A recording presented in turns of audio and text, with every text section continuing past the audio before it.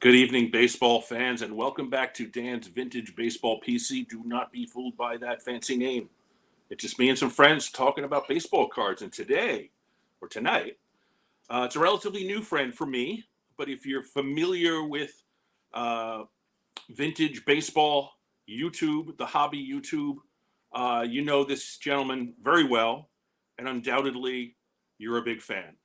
One of the nicest and most popular guys on hobby YouTube.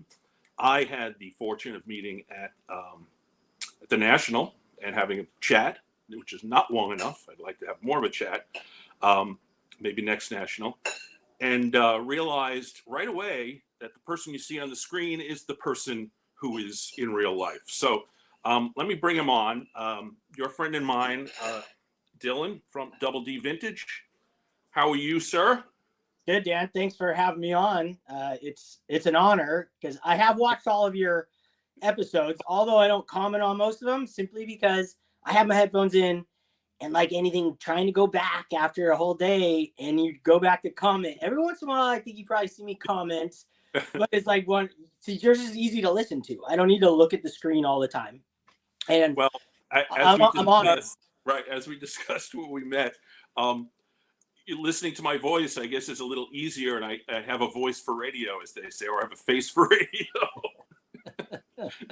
As this community is known for, right? Yeah, no, I get a lot of, even going back years, people saying, "Oh, your voice is great. Your voice is great." People say that, but and I did radio in college, so I actually speak for a living. So all that stuff makes a lot of sense, but. I do appreciate the support, and certainly, like I said to you, in my intro, it's all true. It's all completely sincere. Yeah, one of the nicest guys in the hobby, and when you meet you in person, you're even nicer. So, great to have you on. And so, the collaboration idea started at the National, and we sort of went back and forth and tried to figure out a way that we could work together on this. And this is you came up with this idea. And it's a great idea because I am a set builder and you, of course, are a set builder, but we do different things and we do different ways.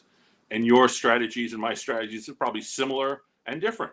So tell us, if you can, a little bit about, your history in cards, your how you started collecting, those kinds of things. All right. Yeah, thanks for those kind words, Dan. That truly meant the world to me. And we did have such a good conversation at the National, and it was just random. Like, for me to run into you and have that conversation really meant a lot to me. So for my collecting, I've been collecting my whole life. I'll go as fast as I can with this story. Started probably with movie cards, I think, when it all comes down to it, pulling them out of the vending machine packs from like Lamppost Pizza, and there's a couple liquor stores around my house that had those vending machine type packs, and I remember pulling Goonies cards out of those. That's how it started. And I used to build complete sets when I was a kid, early on with those movie cards, trying to pull every single one of them out of there. And then I moved to baseball because I played baseball, and that was my favorite sport ever. As when I was a kid, that's what I wanted to do. And then as fast forward a bunch of years, I never stopped, always collected. Fast forward it to around 97. That's when 97 to 98, when I found out about graded cards. I kind of knew about them, but when I first sent in my first graded card, and it was a 1963 Fleer Bob Gibson, and I sent in 3 other cards as well with that. But that one in particular, I got when I was a kid. I was like 10 years old or 12 years old from my aunt and uncle, and I got a 7 on that. So when I got it, Nice. I thought it was going to be a 10, right? Because I didn't know. So right then I go, well, then I want all my cards to look like this. So from that moment on, I always call it, the grading for me is the great equalizer, because prior to graded cards, prior to that moment, I was in the dollar bins and the $5 bins as a kid.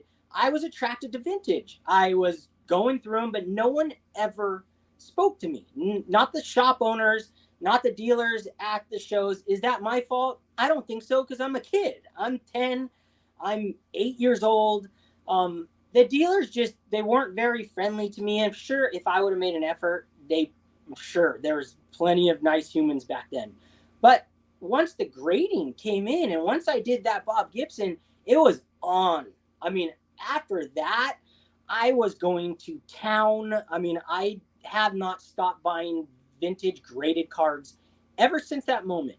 And for you to have me on this show as like set builders, anyone who knows me, like knows my collection deep, knows that I don't technically build sets.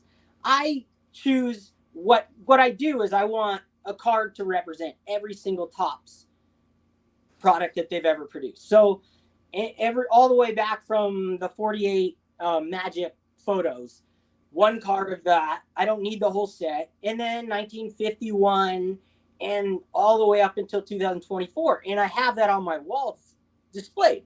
And then each of those decades, I allow myself to, or each of those years, I allow myself to collect whatever cards I want from there. And then I put those in binders. So every year I have a binder of all these glorious cards. Now, most of them are Hank Aaron's and Willie Mays and Mickey Mantles.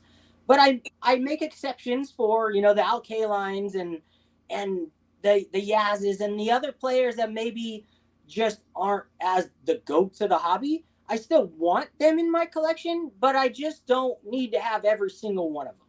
And as far as like a full set goes, the only set I've ever built graded in my life is the 1975 Topps insert set. It's not even an insert set. It's part of the set, the MVP run. And I have every single one of those.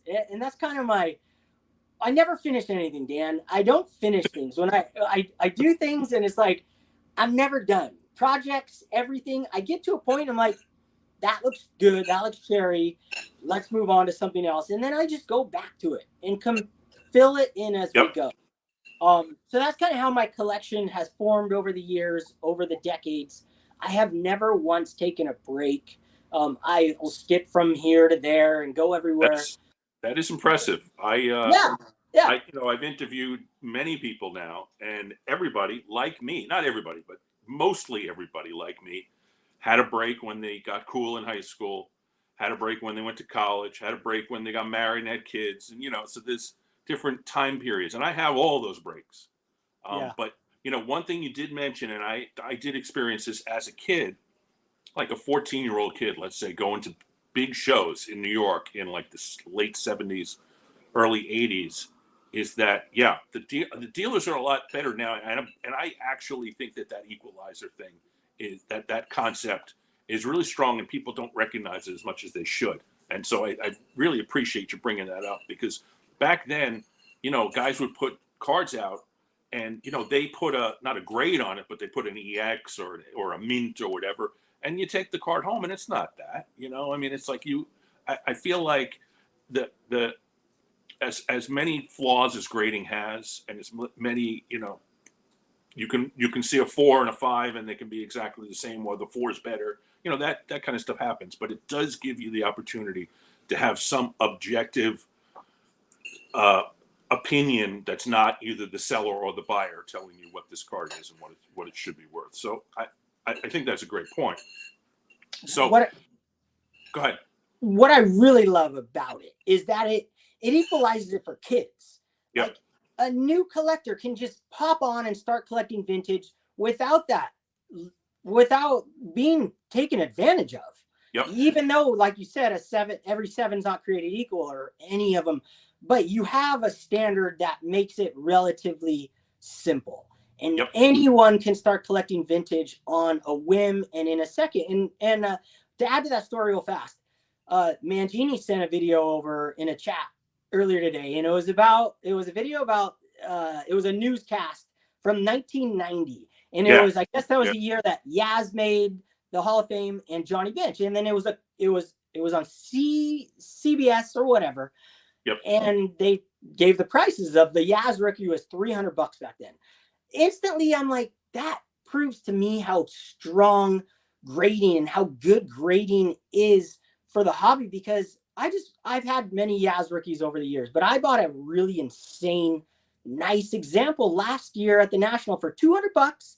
It's a 5, and in that video, it was worth 300 in 1990, right? And you would have gone to the show, and I would have, as a kid, unless you're like the elite collector back in 1990 who had all this knowledge of centering and what you really want to see on a card. No, you would see, like you said, the price tag of $300 on a range of like, from VG all the way to mint, and it's the same price. And unless you were an adult and you were a super collector or something, but me as a kid, that to me, I would have paid more for that Yaz rookie in 1990 than I am today. That's what I love about grading and collecting now. So keep going, yeah. I'm as you can see, I'm a graded guy, but not everything. Let's bring in my my slides.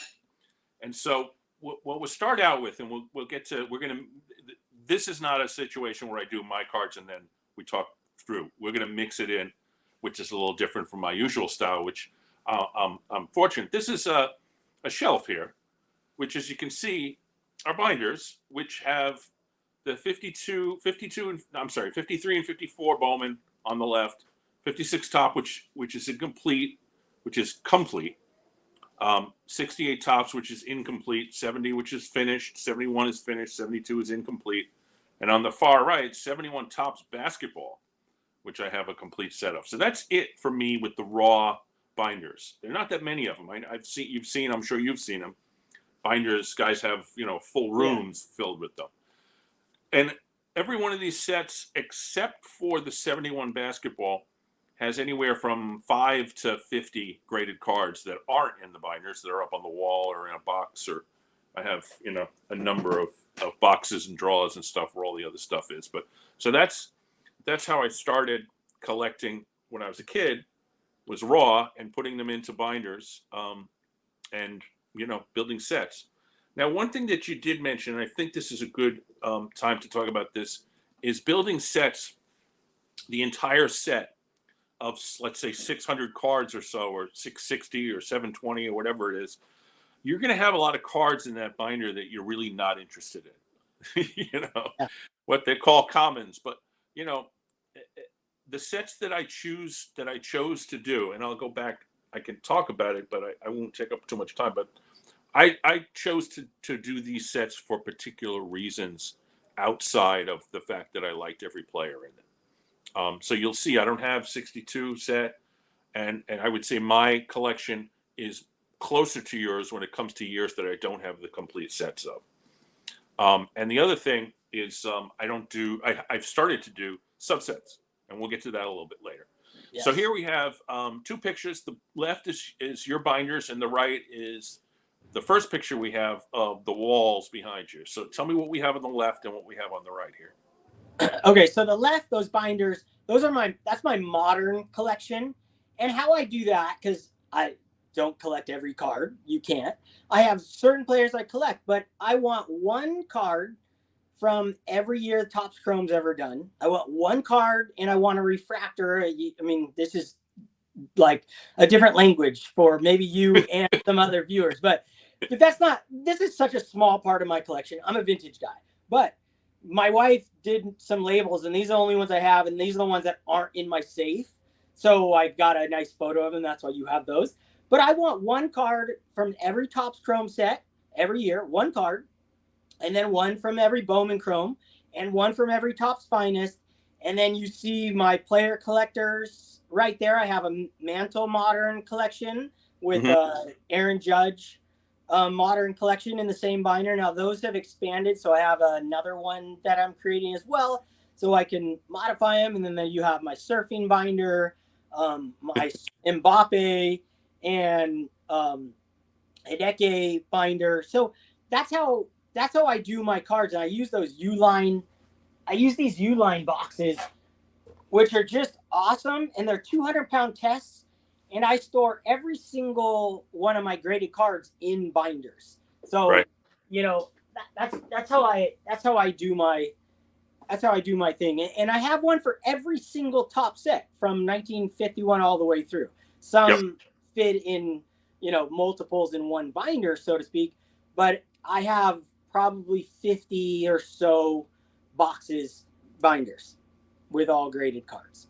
And then I also do ungraded binders. So more maybe your speed. Right. So like 1980 is the year I was born. Right. So I don't want the whole set, but I definitely want to collect a lot of them. And then I grade them myself, and I just use card saver ones. And you can see, I'll give you an up close look at one. So this is how I do, because who wants to buy a graded card from 1980 when you can buy one raw for like 50 cents? To me, it's just like a no-brainer. So certain sets like 1980, I choose not to buy graded cards anymore. Now, I have some, like the Ricky Henderson and a few others, but for the most part, I just buy them raw and then put them in my binders like this, 1980, and that's how I do my collection. So if there's a couple of things that you're known for in the community, one is your concentration on centering, and the other is that you do in fact grade your own cards. So tell me a little bit about how you started to do the grading of your own cards, and what how you became the centering guy. Let's put it that way. Okay, well, so they're two different things. I feel like Right, two different things. The grading thing, I always, for probably the last 15 years, I've been grading my own cards. Like you saw the card saver ones, put them in the card saver ones, print out. They used to be so ghetto, like so crappy looking, like hand cut. And then I got a little better with the computer, and printed out Avery labels. And that I still do the Avery labels to this day on card saver ones, things that I don't want to upgrade into the new Mag Pros. But for grading, for my own grading, I like to add value to my cards. I don't want to have a stack of ungraded cards, and because I do, we end up with boxes of them and stuff, and I've weeded those out over the years, and my wife's sick of my boxes, and over the years just carrying them everywhere. So I weeded those out, sold them on eBay. I sell commons on eBay, hundreds of thousands of cards on eBay, through the years. And I'm like, well, I'm going to grade the ones that I like, and I'm going to add value to them in my own mind, at least, knowing that if one day when I'm dead or somebody inherits these cards or I sell them at one point, there's a grade on there. And I want to say I'm really accurate. I used PSA as the grading scale because I'm a PSA, I don't want to say a fanboy, but I think their cards are, I think they're superior. They're harder. They grade on technicality, not looks. That's, like SGC grades on the eye appeal, in my opinion. They have criteria, but they're much more lenient on the eye appeal, where PSA, I think, could look like the greatest looking baseball card ever, look like a PSA 10, but it might be a 1. So I wanted my scale to be off the PSA scale. I use their website scale. So creases, you can't have a 5 with a crease on it. So that's how I started grading my cards. And I ended up with a few thousand of them in my card saver ones. And then I got those Mag Pros.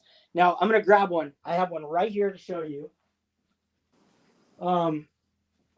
A company. So for years I looked online all the time for any slab that I could find that I could put my own label in, but they were always so expensive. And then finally Zion cases, the same place that makes Zion cases, came out with these slabs, and you can put your own label in there. So I started upgrading ones from my card saver ones into the Mag Pros. So yeah, pretty dang nice, right? Like, these look, I have them all over my walls. They're mixed in with my other vintage.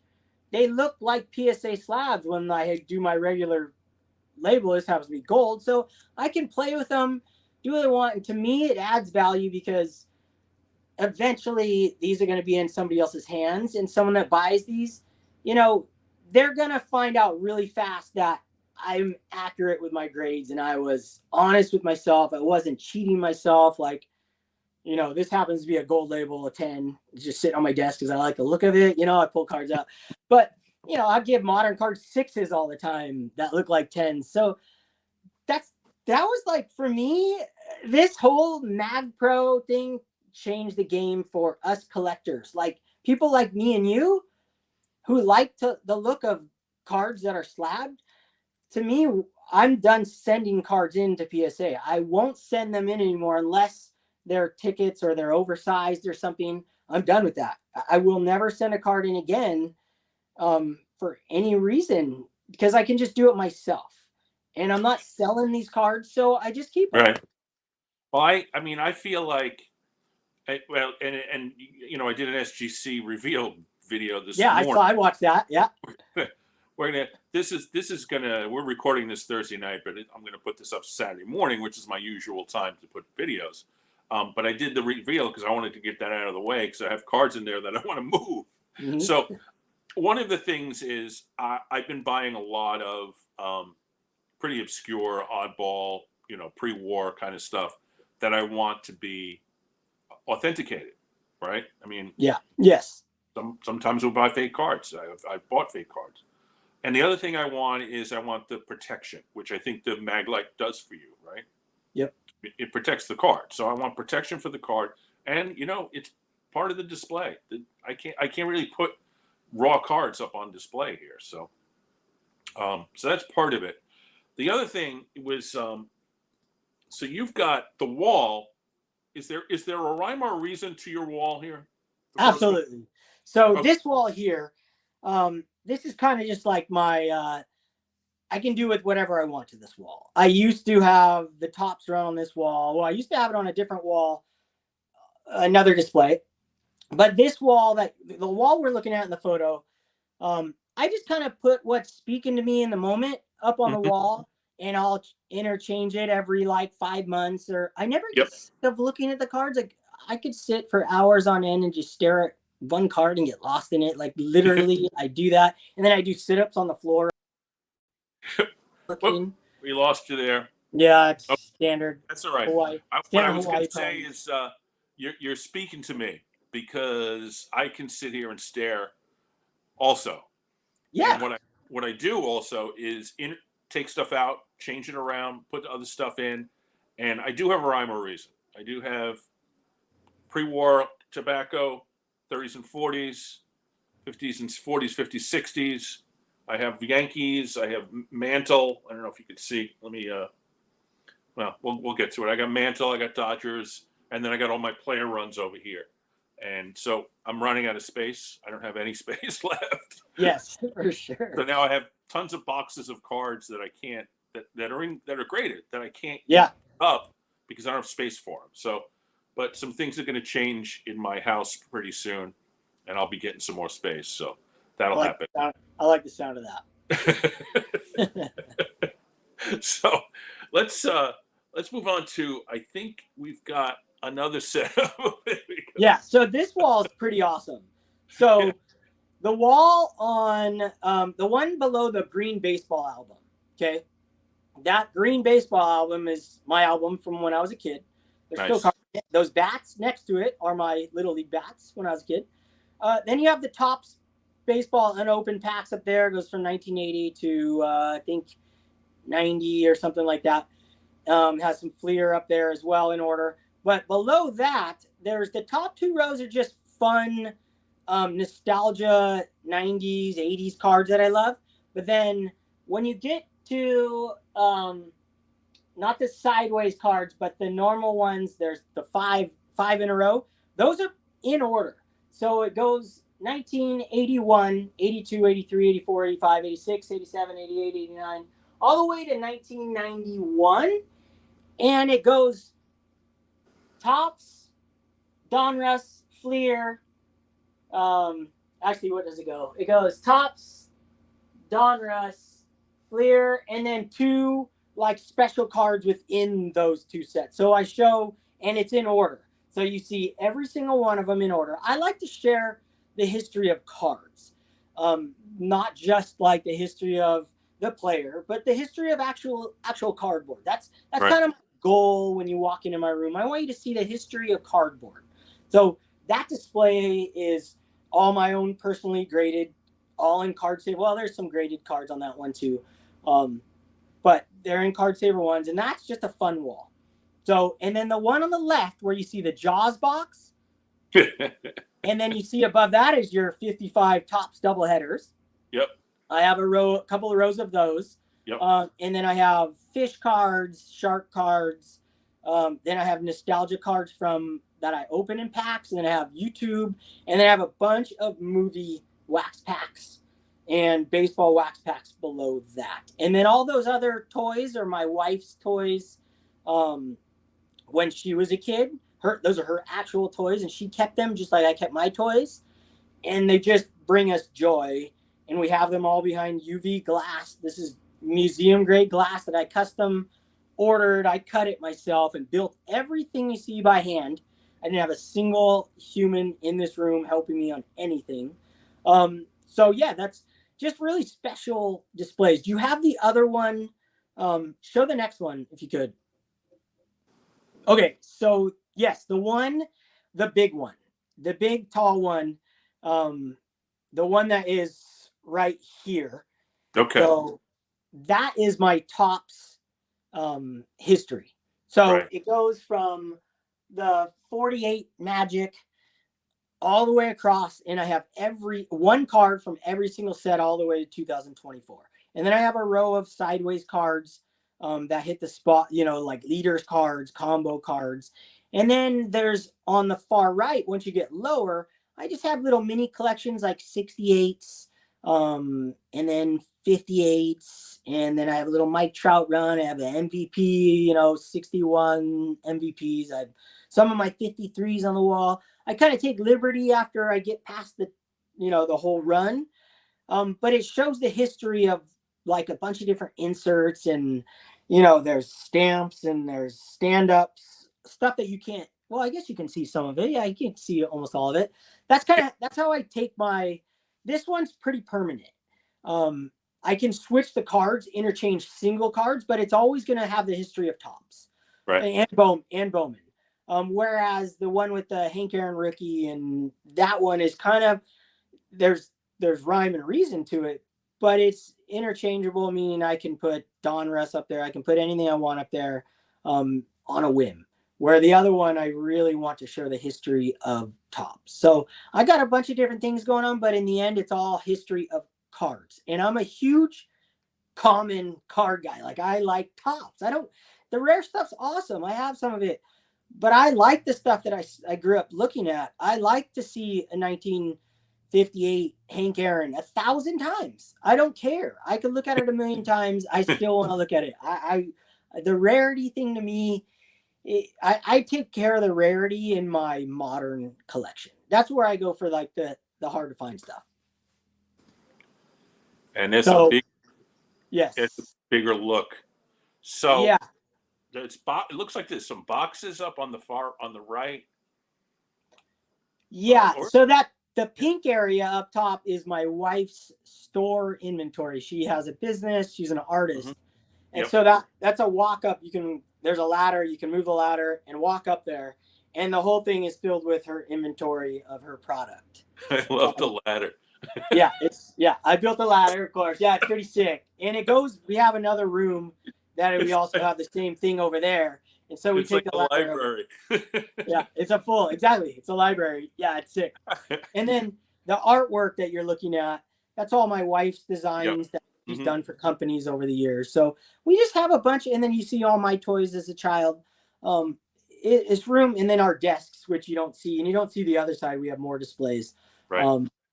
But that's when you walk into this room, it's a place where we have all the windows closed, everything's sealed off. Like, you come in here, it could be midnight, it could be 12 o'clock in the afternoon, but when you're in here, you're at peace, and it takes us, it gets us focused on our jobs, and we go after it. We both work, we both have jobs from home. I also do another job, but we basically work from home, and we love it. We love it in here. It brings us happiness and joy. Well, you're speaking to the choir, because I'm in the same boat. So here's one of the differences between you and I is that I have decided, when it came to the 48 Bowman, there's only 48 cards in the set, and I was collecting Spawn, Mize, Feller, Berra, Rizzuto. Did I mention Spawn? Musial. I was getting up to like 7 or 8 of them, or almost 10 at one point. And I was like, and they're all in SGC slabs, just completely randomly. So I'm like, I've got like I don't know, 15% of the set already. So I just went ahead and did it. And one of the problems that I came up against is that there are guys in this set. This is the first half. There's 48 cards in this set. This is the first 24.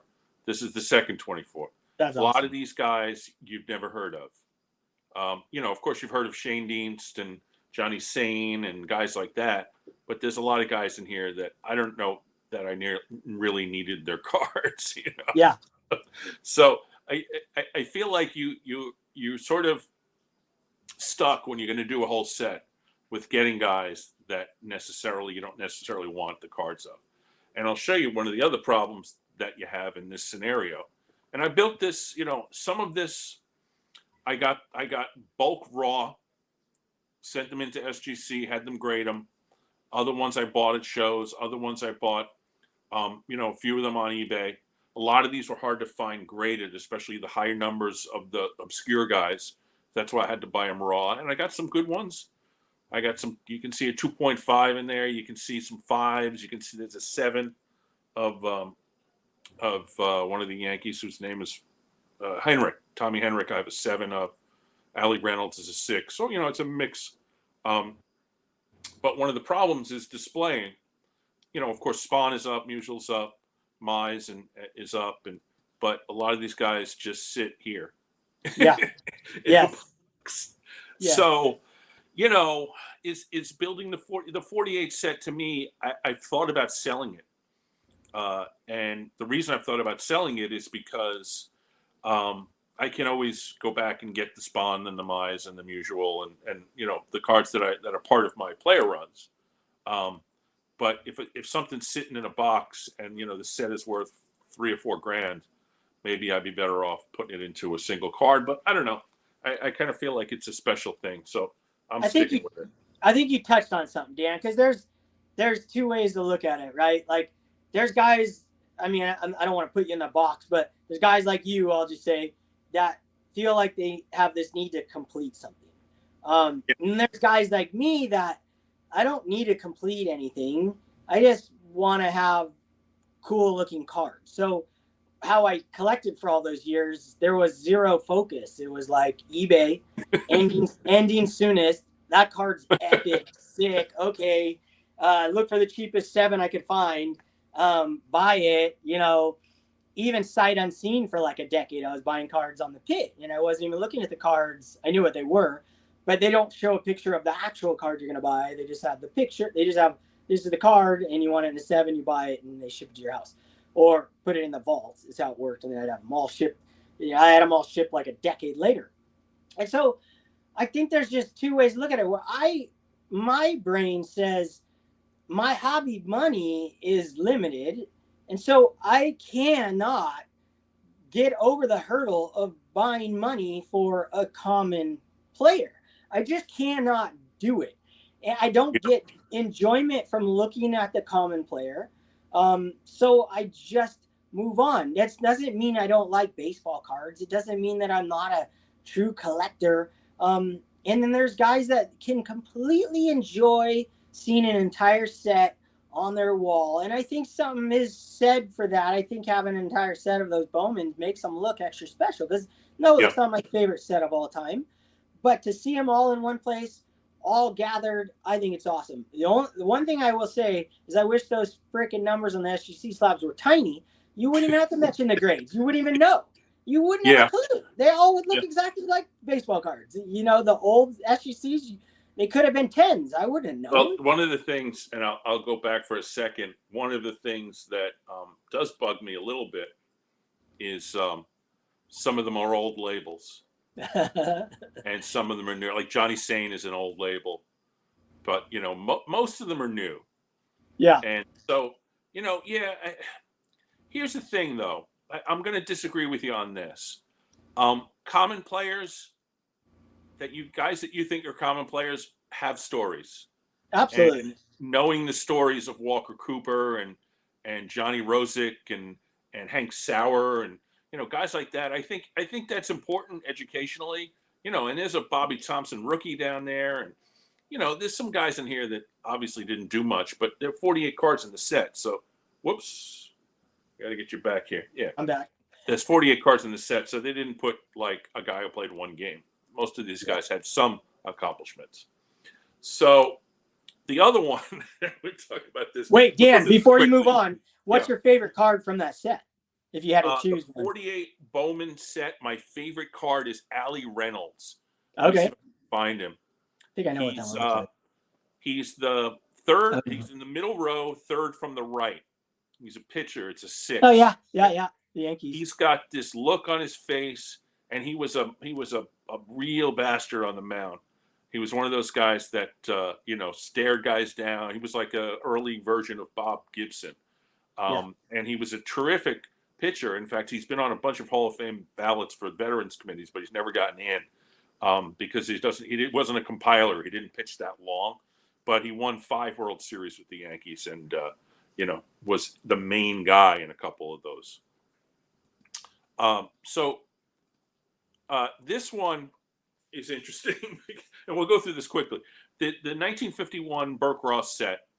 I got the Joe DiMaggio because it's the cheapest Joe DiMaggio playing days card. Yep. And then I started getting Spahn and Mize and Whitey Ford and Al Rosen and Rizzuto are on a panel together. And suddenly I realized that, again, 40 cards in the set, I'm about a quarter of the way there already. So I just went ahead and got the rest of them. And there are some cool ones in here. There's Bob Lemon and Hank Bauer and Richie Ashburn. And it's 51, so it's got a lot of the 1950 Phillies in it who don't get that much attention. But I really, as much as the other one looked really cool with the same, this one's a Frankenstein. Because I've got some of them are single PSAs, some of them are 2-panel SGCs, some of them are 2-panel PSAs, and you see in the second set there's 4 sets of 10 cards. There's even a CSG in there. There's DiMaggio in the middle. There's Yogi Berra up there. Spahn. So Dan, how did those come? Did they come in panels and they were cut, or they fold, right? Are they perforated? They're perforated, right? It's perforation, okay. Yep. And that's so what I thought. The 51 came in panels. They didn't come in singles. The 52 came in singles. The 51 also, they were distributed in a popcorn, I think it was, and they were totally unauthorized. In fact, there was a lawsuit. They were sued by both players and by Major League Baseball, and Burke Ross basically stopped making cards after 2 years. So now you got the third set, same thing. You got an SGC, you got a CSG, you got double panels, and then you got a bunch of SGC cards and a double panel. Now, 2 things about this. Upper right, Whitey Ford, 1951 Whitey Ford is a rookie card. If you know the 51 Bowman is a very expensive card, you might even have it. Nope. And it's a biggie. And then the bottom right is Sam Jethro, who is a former Negro League player, first black player in the history of the Boston Braves, and is a historically important player. So that was the set that I put together in a Frankenstein manner, but I love it. Dude, I'm all about Frankenstein. Like, I don't care. What does it even to me? I get it. Some people want to have some people want to be in the registry. I don't give a shit about the registry, frankly. Yeah, me either. And the SGC thing with 48, I just felt like it was 48 cards of 1948. I had all SGCs. Might as well just do them all in SGC. And that's who I send my raw cards to anyway. So that sort of made sense. A lot of those 51 Burke Rosses, and if we talk about strategy, I just completed that a month ago. And some of it was being patient, not overpaying, getting raw copies and getting them graded, getting raw copies really cheap because you can get those Burke Rosses for like $10. A guy like Kurt Simmons for $10 and get it graded, and then you paid $25 at that point. you get that 5 on eBay, and it's going to cost you 50 or 60. So, strategy in that regard was important. So, just wanted to stick to the title of this a little bit. So Well, anyway, Dan, to do one better, that Luke Easter you guys are looking at, that 51 tops. I bought that for $8 at the National, and it's graded in my own slab, and that cost $2. Oh, I lost again. So right. SGC and PSA, I say suck it. I go, man, you guys can do your own slabs, and if you're doing Frankenstein like me, why would there's no even need to send them into SGC anymore? If you're going to have a combo set, you can just slab them up yourself. That's just me. I just find it fascinating. There's so much money we spend sending cards in to get graded, and now we have an option. There is an option out there. So it's just I'll tell you what, I saw that Luke Easter. I didn't know it was your personal grading until you just mentioned it now. See, there you go. There you go. Exactly. And so you got some really, really beautiful cards here. You're another guy with a great eye. I love that Monty Irvin card. The Gus Zernal with the 6 baseballs stuck to his back. Pretty awesome card. I have a drawer full of weird cards like that. So I do have that card. But it's a raw copy. I think you had to grade that the Bobby Shantz because you got the auto on it. Well, I didn't. I the only one out of all these cards I sent in for grading was that Gus Zernial. That was my first SGC order ever, and that was before they had the Mag Pros. So that was in one of my card savers for ages, and I'm like, well, I'm gonna send it in now because I suckered myself.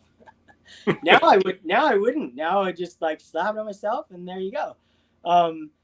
I actually only sent you these because I was just going through my those. I don't know how old these photos are. Some of them are newer, but when I go through things binders, I just take photos of the ones I like. Sometimes I'll post them on YouTube or send them to my friends. Because it's fun to share my collection. That's why I do YouTube.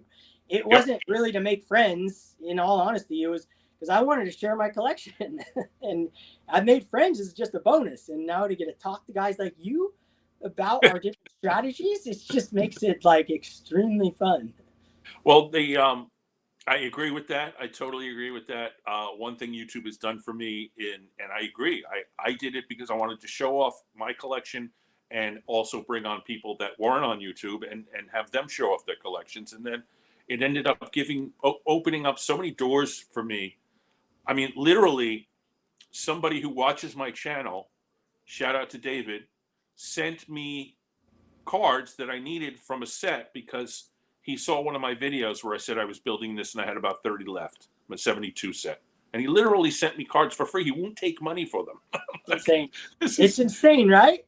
Yeah. So, this is the kind of, the stuff that touches my heart. And I have to say, that Greg was involved in getting, Greg from Midlife Cards was involved in having the two of us hook up and have a nice little text about cards and stuff. And now this gentleman is becoming a friend. And I think that's priceless. Speaking of priceless, I do not have that 52 Topps Gil Hodges card. And it's one of those ones that I've been looking for. And so there you got it. Beautiful. Oh, yeah, I do have dead center. Yeah, I do have the Snyder, so that one always good to see. Although mine's a 3, yours is a 5.5. But anyway, so this is the 52 Bowman set that I'm working on, and I do have some news to report. You see the Willie Mays and the Musial in the middle there. Those I purchased over the last couple of years. There's one other humongous card in this set called Mickey Mantle. I don't know if you've heard of him. Yeah, know that guy. I know. Go ahead, keep going, Dan. Don't mind me. I'm listening. I just got the Mantle. Yep. It is on its way to me. Woo! Yeah. So this is the impetus for me to finish this set, the 52 Bowman set, which I love. And again, to sort of take the position that maybe having every single card in this set is maybe a good thing, because every single card in this set, and I feel the same way about the 53 Bowman, is beautiful. They're all beautiful cards, even if it's just Joe Schmo. And if you look, Granny Hamner down there, and you got, I mean, there's Berra and Reese, but there's guys like Bob Friend. Those are beautiful cards. So the box behind the slabs that are there on the ground are it's a box filled with not top loaders, front loaders of the rest of the cards in the set that I still have. I'm missing probably about 40 cards at this point. But so this is also kind of a Frankenstein. It's a mixture of a lot of graded cards, but also a lot of raw cards. So 52 Bowman is one of the ones that I've worked on with my number one strategy, which is to buy in bulk and get a much better price per card, and then sell the ones that I have doubles of. There's always a way to sell them. Obviously, eBay is a way. I also sell a lot on Twitter, Facebook. But that's a strategy: is buy in bulk. Do not buy single cards raw at retail prices, because you're just gonna. It's slow, and it's also costly. Obviously, with the slabs, a lot of these slabs of non-stars here, I got super cheap in boxes, like the Granny Hamner and the Friend and the Gil McDougal. I got them, I believe, 2 of those or 3 of those I got at the Strongsville show, and they were in just slab boxes, and they were like $7 or $8. So that's a nice one. Yeah. So what's your favorite card from? Because I agree. I think 52 Bowman is like it's hard for me to say the most spectacular set, because you've got. I mean, I love that Stan Musial card. It's not my favorite Musial card, because the Red Heart is my favorite Musial card. But that, if it weren't for the Red Heart, that would be my favorite Musial. I love the Hank Bauer down there in the bottom left, but there's a bunch of them. Yep. There's a card that I just got recently in a bundle. It's Joe Adcock, and it's a sideways card, and the artwork on it is just stunning. There's another card that I do not have in this set that people love, and I do need to get it, is the Campanella.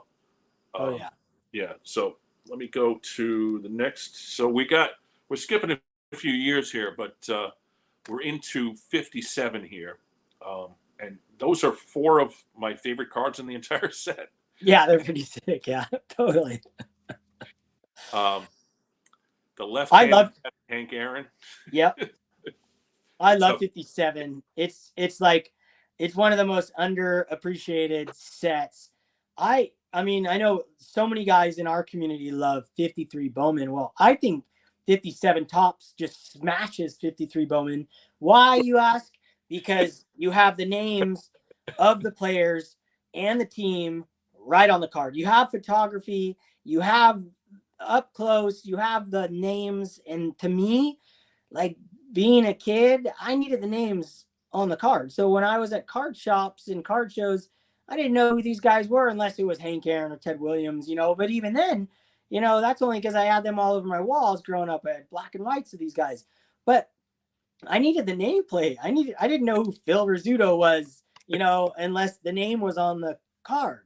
So I think 57 is just a spectacular and one of the hardest sets ever to find pretty looking and centered. Like, it's just extremely tough, because they're all so tilted and there's snow all over them. It's tough. The snow is an issue. My Clemente has some snow that I'm not happy about. God, that's a beautiful card from that set. And I do have the Hank Aaron in a 4. It's a PSA 4, and it's beautifully centered, and it backs up exactly what you said before about PSA being sort of sticklers for little things here and there. I forget, you used a much better phrase for it. Technical. Yeah, great. Technical. Yeah. Yeah. And so that Aaron, I feel like if I cracked it and sent it to SGC, they'd give it a 6 or a 7, because the eye appeal is so good.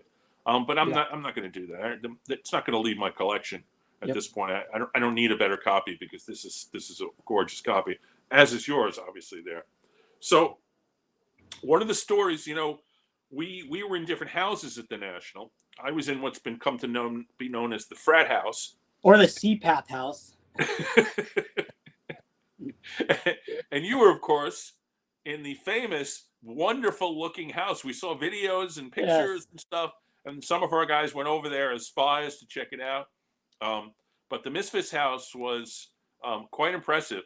But I'm told that on the way in the car from somewhere to your house, that you and Alex Bowman 53 had a theoretical discussion about which set was better, the 53 Bowman or the 57 or 58. I forget which you were advocating. 58 tops.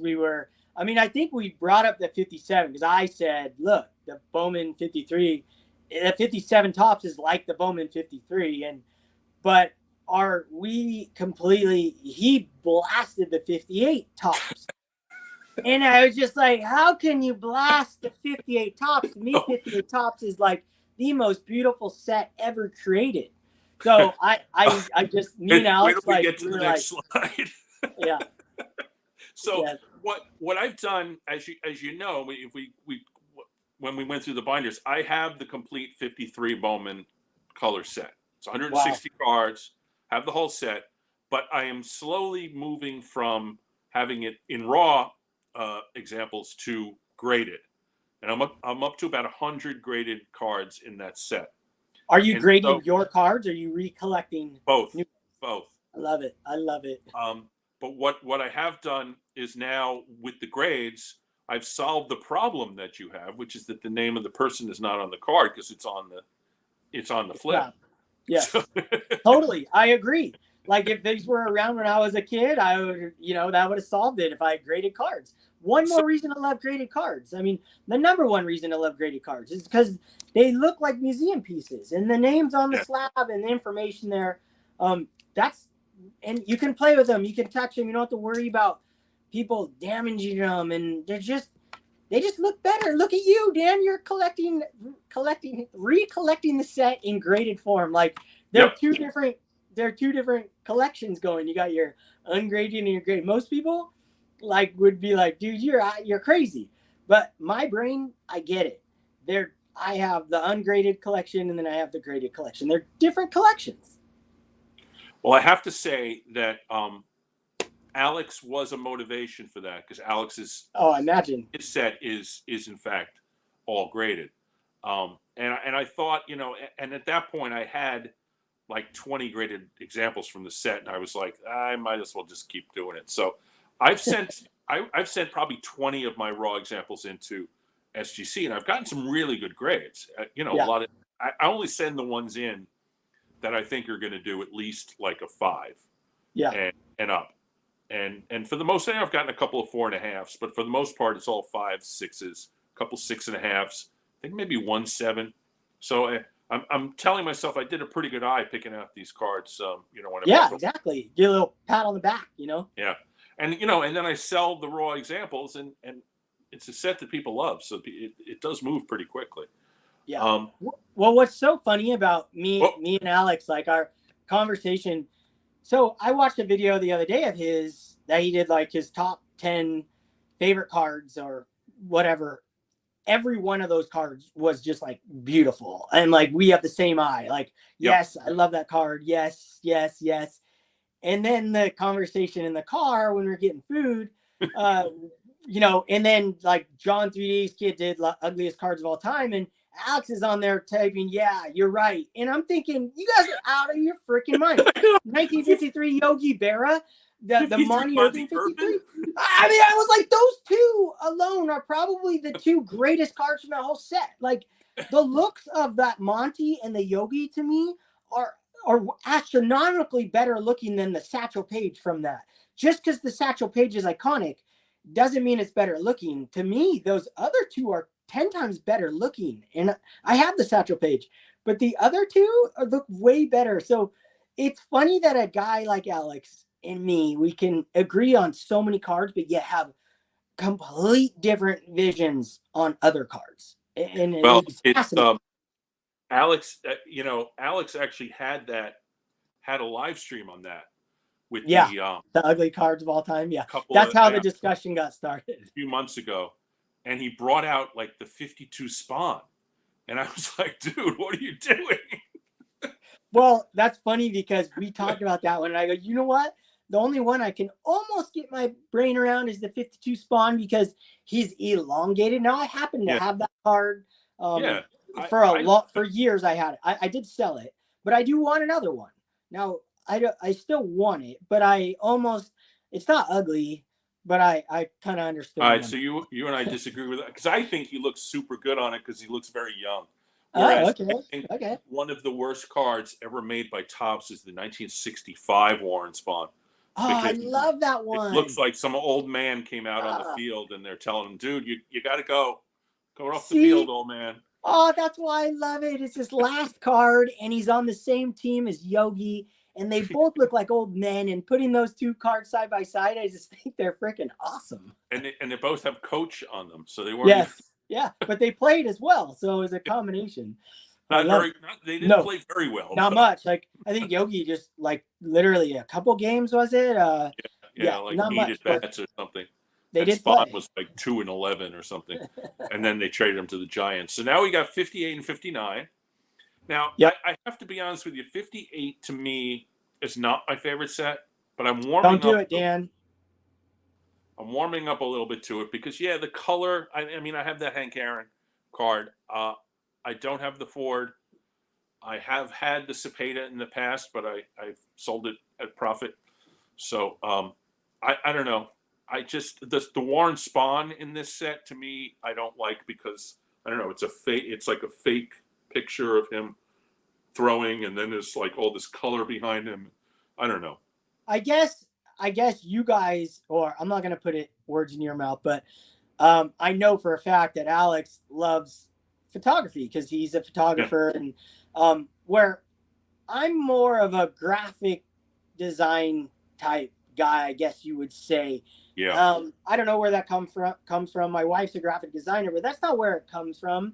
I like photographs, but as you can see, like the 58s to me, I freaking love the portrait shots with a solid color in the background, the big old nameplate, the huge giant New York Yankees logo, or that's like the worst logo. I love the New York Yankees logo on it, but out of the 58, like you look at the Aaron, the Indian, there's some most incredible logos in that set, and along with 52 and a couple others. But to me, it just blows 53 Bowman like it out of the water by a billion times. Like I wouldn't even.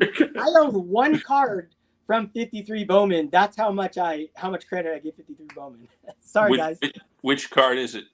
Stan Musial. It's on my wall. I Oh, used it's a to. great card. Yeah, it's a fantastic looking card. I love it. And now, don't get me wrong. There's some insane cards in that set. Yeah, There's some combo cards in that set that yeah, I absolutely will own one day of Mantle in the dugout, a yep. couple others, the Spawn card, the Eddie Matthews. And I had two of the Bowman 53 Pee Wee Reese's. I had two for years and years graded, but I sold both of them because they're off centered.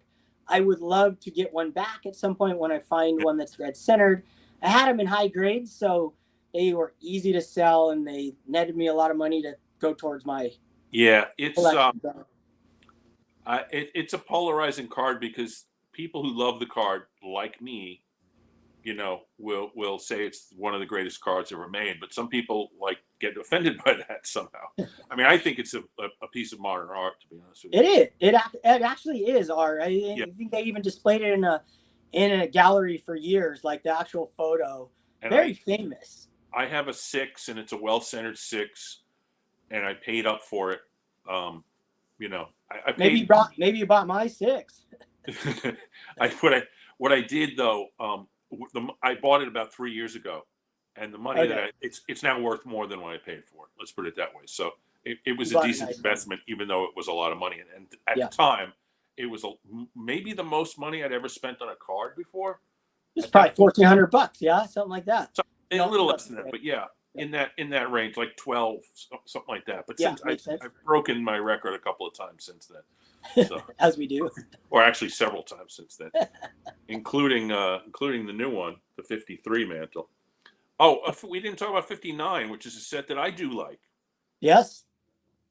And it's got those combo cards, and it's got that Frank Robinson kind of trying to protect himself. Yeah. Well, see, now I know you for sure you're a photo guy, because anyone who loves photography, you get a combination on the 59 because you get more of the photo Yep.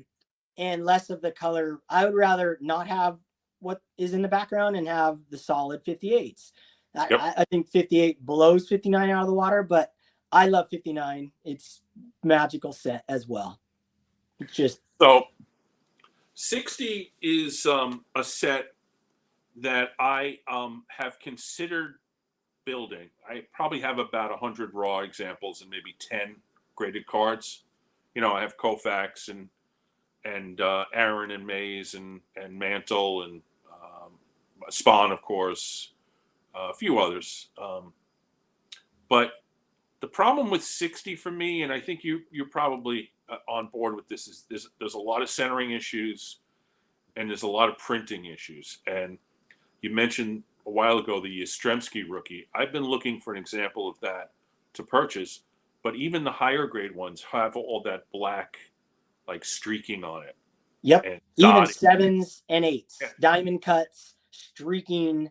Yeah, That thing's insanely hard. and so I'm sorry, I don't own the Yastrzemski rookie in large part because every time I see one, I look at it, and I'm like, I can't unsee that, you know, black line or the little Yeah. dots around his name or whatever. But yeah, they do have these cards, which are the high numbers, right? Aren't these all high numbers? You tell me, I'm not the set builder. Good point. I don't know. I don't know what high number is and what isn't. I literally doesn't even factor in my brain. I think this. Well, I mean, just basically, the high numbers were distributed later in the year. Kids lost interest. They end up with, you know, they end up getting less of them out there, and or the kids don't, you know, they end up staying on the shelves of the stores or whatever. So they're less of them in circulation, so to speak. But the 60 All Stars, I think are high numbers, and I think they're not as bad to find because the kids wanted the Mays and the Banks and the Aaron and the Mantle, so they would keep those cards. Whereas there's high number 60s cards that aren't All Stars that are hard to find. Same thing with 61.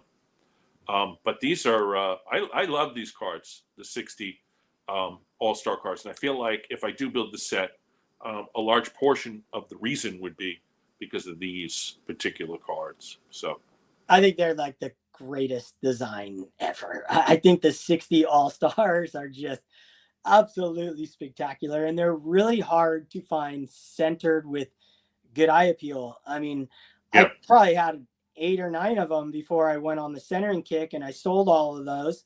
And now I have, I think that might be my only 4. I might have 2 more. I think that might be my only 4 I have, which is crazy. I always, actually, I have a couple ungraded stuff from when I was yeah. a kid, but I don't count that in this collection. But you got the red on top and the red on the bottom with the writing. Then you've got the number 60.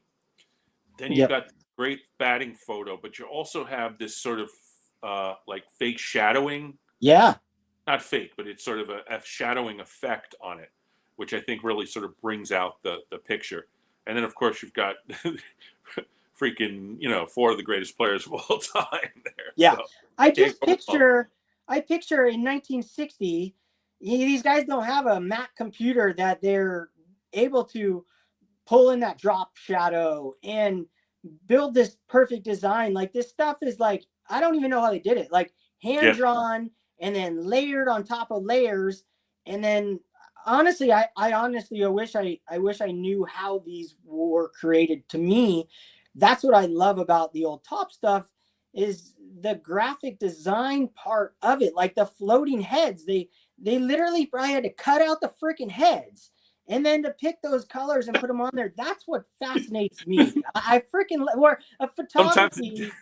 Sometimes it worked, sometimes it didn't. Sometimes it doesn't. But I think I think it always worked.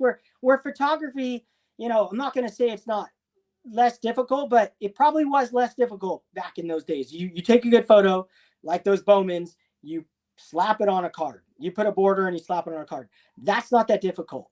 Whereas you do something like what Topps is doing, completely changes the game for my brain and my eyes, and obviously for everyone, because Topps took over. Yeah. Different conversation for a different day. 56, they were the only game in town. Yeah. For what, 15, 16 years? 50, 60, no, 20, 26 years. Sorry. Yeah. What did we get? Yeah, 50, 55. So we got 62, which is a tough set to build in high quality because of the borders. But you've got some nice graded examples there. That Willie Mays All-Star in a 6.5 is nice. How much of this set do you have? I probably have like 30 or 40, probably 40 something cards from this set. Yeah, I mostly have the stars.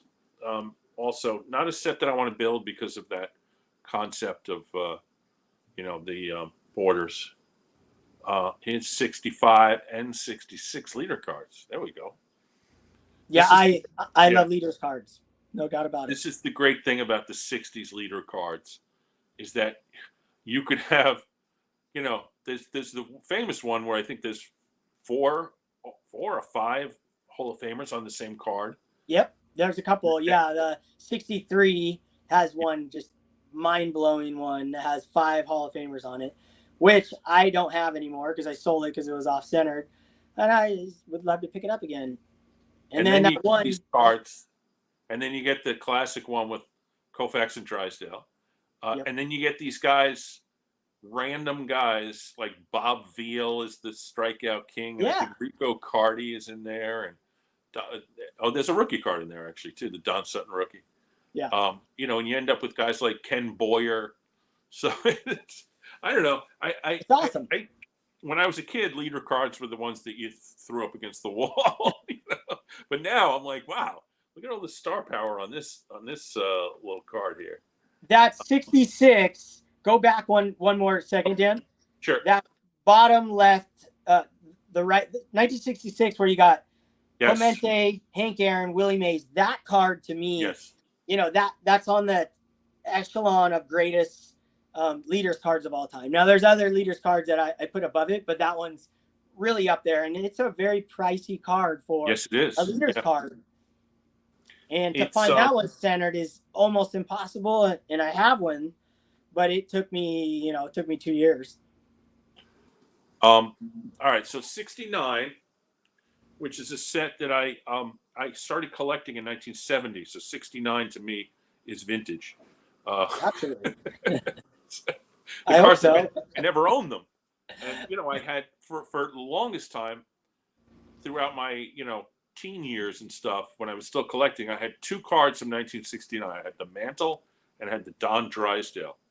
And I just got the Drysdale in a 7, like, I don't know, I think it was the couple of Philly shows ago, so it's been maybe a year. That's a sharp, beautiful looking card. And I have the Mantle, of course, I've had for, I don't know, since I got back in the hobby in like 19. So 69 is a set that I just decided to start building. And it's one of those sets that, like, I think you don't want to build it, and I'm kind of thinking maybe I shouldn't be, because there's all this stuff, like all these stars, but then you end up with like a ton of guys that I'm not sure that I want. So this is the combo situation again, where I've got a lot of slabs, and not a lot, I mean there's 7 there, and I have a few others, but it's mostly all raw cards in penny sleeves. Well, Dan, you talk about how, the common players have stories too. And how many stories can you possibly, like, to me, I'm like, that's awesome. I love that. But I'll pick and choose my stories. And to have an entire, how many cards are in 1969 set? 600? It's like 620 or something, 660, something like that. I mean, there's no possible way you're going to learn the stories of every single player. So it's one thing, if you want to go down that track, but to me, I'm like, dude, you can, pick out the Jerry Kuzman. That's a great story and a great card, and a couple other guys. But I'm like, man, I just want, for me, I want my money to be spent on something that has a chance of going up in value. And that's something that I'm unique in that aspect. And it's hard for me to get past spending $2 on a common. And I'm like, man, I don't even know how to sell it. That's the strategy I was talking about before. So this is a recent thing for me, 69. It was a set that I never was moved by, but I decided that, yeah, I'm moved by it enough at this point.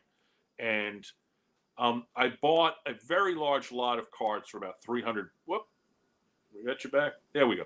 Bought a very large lot of cards for about $300, and it had a lot of stuff in it, and it had some stars in it. It had like a 66 Aaron and a 69 Reggie.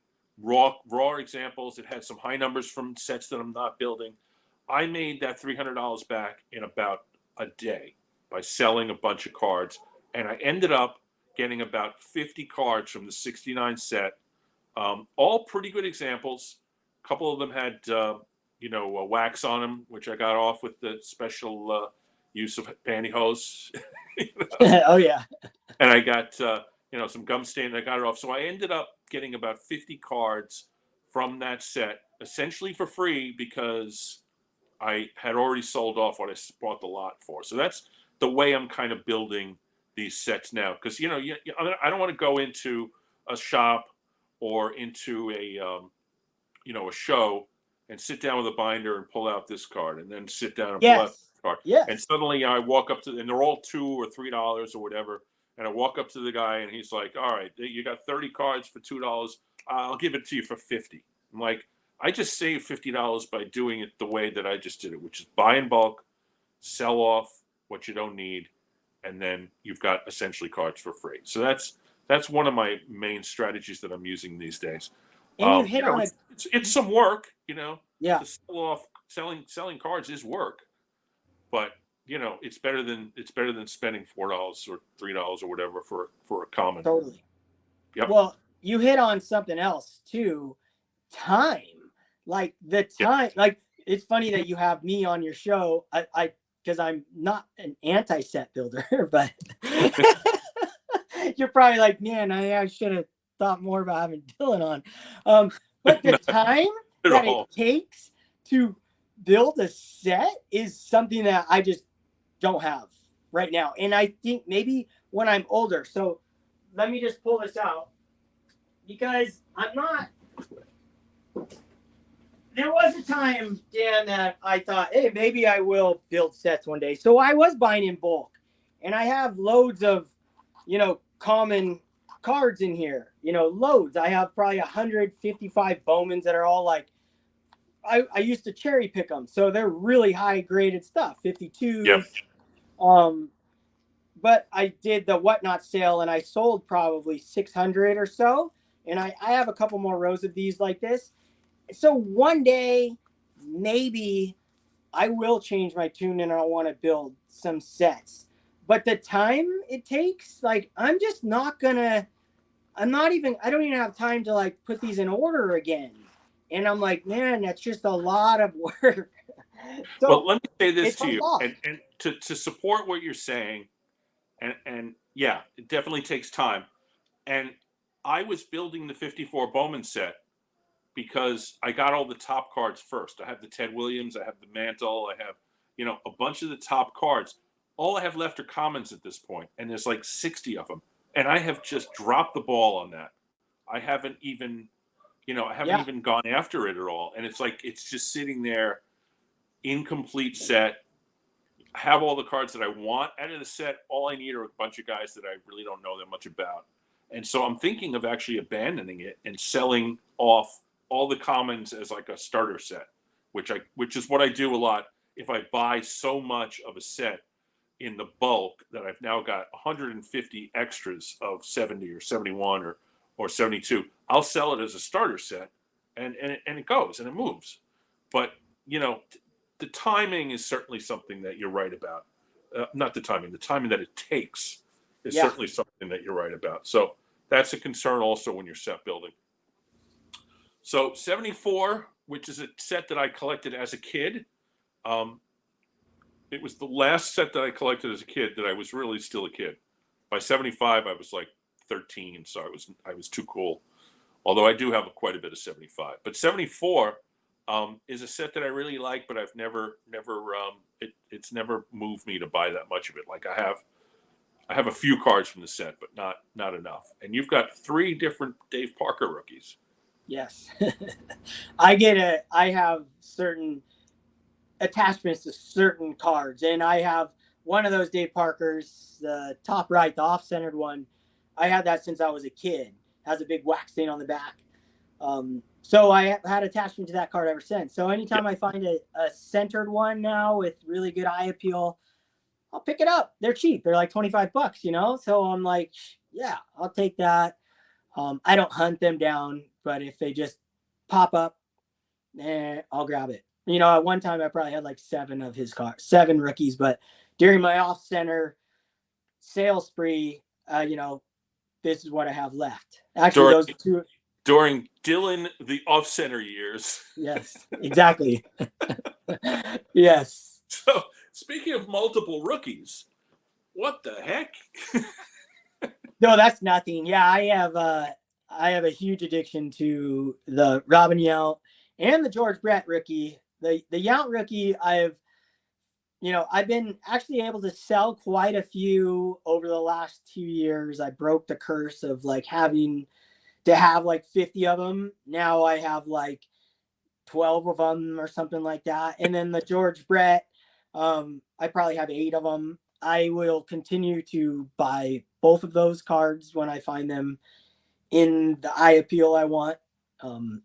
I still have them on my watch list. George Brett in particular, the mini, I still don't have a perfect example of the mini. I really, really want it, but yeah, I love those cards. Love the 75 set. So this is where you and I also diverge in this regard. I have very few doubles. Mm. If I get a better example of a card, I sell the lesser one. And some of it is related to space. Some of it is related to taste. I don't know. I don't feel the need to have multiple, but you know, I can understand why you would want to do it. And of course there are the guys that they want every card. Oh, they want the 1, the 2, the 3, the 4. Oh yeah, that's not me. No, that's just, to me, you know, grades mean nothing to me. So that to me, that aspect of collecting is just out the door on another planet in my mind. Like, that's just insane. So this is one of my newer projects that I just finished at the National. The 1939 Yankees to me are an extraordinarily interesting team, in large part because that's when Gehrig got sick, and he only played a short amount of time that season. But the team went on to win something like 106 games, and they swept the World Series, and they were fantastic, even losing their captain. And there are 11 cards in the 1939 play ball set that are Yankees, and I decided to get them all. And that's awesome. Yeah, so it's a little bit of a Frankenstein's, 4 PSAs and 7 SGCs, but I kind of feel like these are all pretty cool cards. And the 39 set has the problem that you have alluded to that the 53 Bowman set has, which is that the names are on the back. So you got to get them in slabs so you get the names on the flip. Dude, I wouldn't know. I would only know Joe D off faces on this whole set. So if I didn't have the nameplate, you know, on the slab, they would wouldn't say much to me unless you had them displayed as a Yankees team. I freaking think that's awesome. Like if I had that collection, I have that on my wall right now. The whole team, 39 Yankees. Yeah, there's only 2 of these cards that I'm displaying, but if I get more space, I'm going to put the whole thing up. But to your point, our friend Mike at Junk Wax Hero does a thing called Attic Find Fridays, and one of the attic finds was something where a guy had a ton of 39, 40, and 41 play balls and some other stuff in that time frame, and the TV. They did a TV thing about it, and they showed a bunch of the the pictures of the cards of the 39s, and Mike said on his thing, how many guys do you recognize from this? Because the names aren't on it. And I honestly, I consider myself a baseball historian, and I know a lot of stuff from that era, but I was only able to pick out a few of them, and mostly because they were cards that I had. So Right? it's tough, you know. Yeah. But anyway, so to your point, the guys that you should know on here are Red Ruffing is the pitcher, second on top row, second from the left. That Bill Dickey's the catcher. There's Tommy Henrik in the bottom right. There's George Selkirk, and then there's Vernon Lefty Gomez is the pitcher right next to DiMaggio there. So amazing team. I'm going to do a show on them with another YouTuber has built this set, but he needs a little more time in his life to sort some things out. So we're going to put that on hold for a little bit. But here's another. But the reason I put that in there is because I'm starting to now take what we talked about before, which is you don't need to collect all the, you know, all the common guys that you never heard of. I'm never going to do 39 play ball as a complete set. And here's one. I do have the 71 set in its entirety in a binder, which I started in 19 and finished pretty quickly, because I traded for like hundreds of them with another guy who was doing the same thing, which is another way to build sets, is trade your extras to somebody who's trading you their extras. And also, it's a set that I collected as a young person, and I really have an emotional attachment to it. But what I decided to do, there's a guy on Twitter, his name is George Bennett. He's a big collector. He's also, I believe, a writer, and he lives in Florida and does this thing called Carpet of Cards. And the Carpet of Cards, he'll put out, 50 cards on the carpet, and it will all have a theme to them. And he did this one where he took all of the in-game action photos in the 1971 set, and he laid them all out, and there were 52 of them. And I said to myself, oh my God, that's so beautiful. I'm going to have to do that, but I'm going to do it in high end. These are all high quality PSA slabs. They got you, Dan. They got you on the high end, the high end numbers. They got me on that. They also got me on, I wanted to be in the registry for this. And then I went and looked in the registry, and there's no registry for this set. No. So somebody said to me, well, you can make one yourself. I'm like, well, why don't I'm going to make it myself and be the only one in it? That doesn't. Yeah. You'll get Moynihan jumping on there or somebody. You can see, these are 5 stacks of. I'm about 8 cards short yet. If I had the whole set, I would have done the layout like I did with the 48s. But you can see these cards are amazing cards. The Munson is one of the greatest cards ever made, as far as I'm concerned. But they're all like that. Awesome. They're all, Bob Gibson stalking on the mound. I love that Gibson card. Yeah. And the Boswell. There's a few other cards that are buried underneath here that are equally amazing. Cookie Rojas card is pretty. Exactly. The Rojas was the one I was thinking of. Yeah. And there's I'm starting to think that subsets are maybe the way to go. Yeah, exactly. Yeah, that's cool. I never thought of that's really cool. It's got to be a subset that moves you. So Dan, you're a Yankees guy. Yankees and Mets. Okay. Root for both. Okay, I like that. So I got one more picture. I think there's somebody there that's special to you on the bottom left. Yes. Going to keep her anonymous, but we're all big fans, obviously. That's the one in charge of everything. And then we got one more, and that's you, my friend, in front of. Give it a little perspective. What is the middle there with the sort of the blue? Looks like a doorway, but it's not. What the card display part? Yeah. Is that part of the wall? That's a door. That is a door. That rolls behind the wall. So when I'm not in the room, these cards are in the dark. So the one where I'm standing in front of, the one that I'm pointing at, that is a rollaway like barn door. It goes behind the wall, and it folds. So it folds in itself and goes completely black. And then the other one has a double blackout tarp that goes over top of it when I'm not in the room. Wow. So I don't let any light hit my cards. Well, I have gotten advice from people because I have a window right over here. You black it out. Keep the shade down, but the sun does get in, and I've been told to move it, and I am going to move it because, like I said, we're going to have a change here, and I'm going to move some things around, and I'm going to get my cards into a room that doesn't have any light coming on them. So I do agree with you. That's smart, and that's cool. That door. Did you design that yourself? Yeah, built it, Awesome. did, yeah, everything. Dan, I'm telling you, the light, do it as soon as you can. You Yeah. wouldn't even believe the experiments I've done.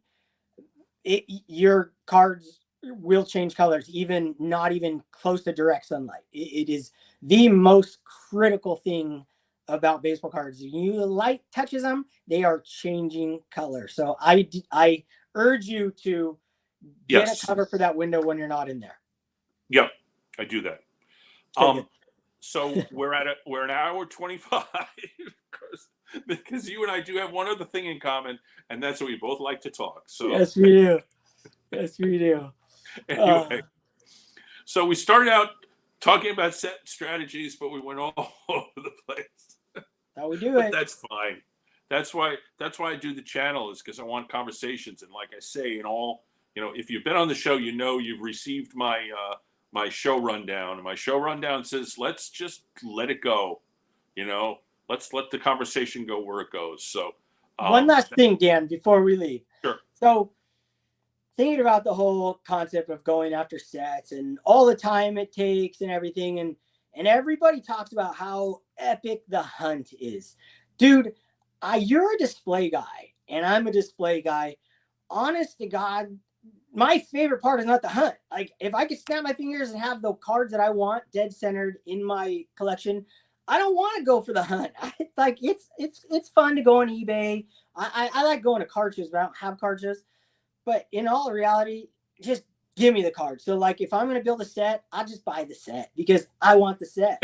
I want the cards. I want to look at them. I don't get over them. I don't have the money on the at that moment, but Yes. I have $5 to buy a comic.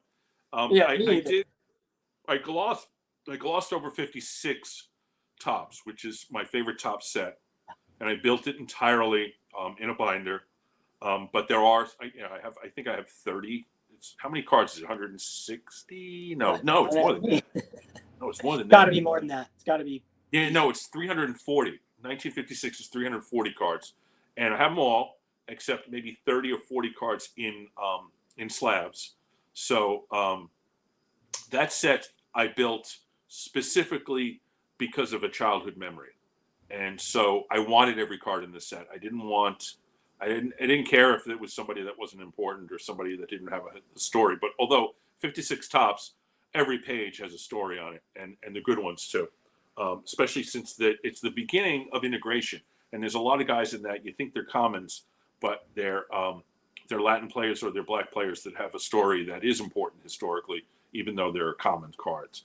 So 56 tops is the one that I really wanted to stress.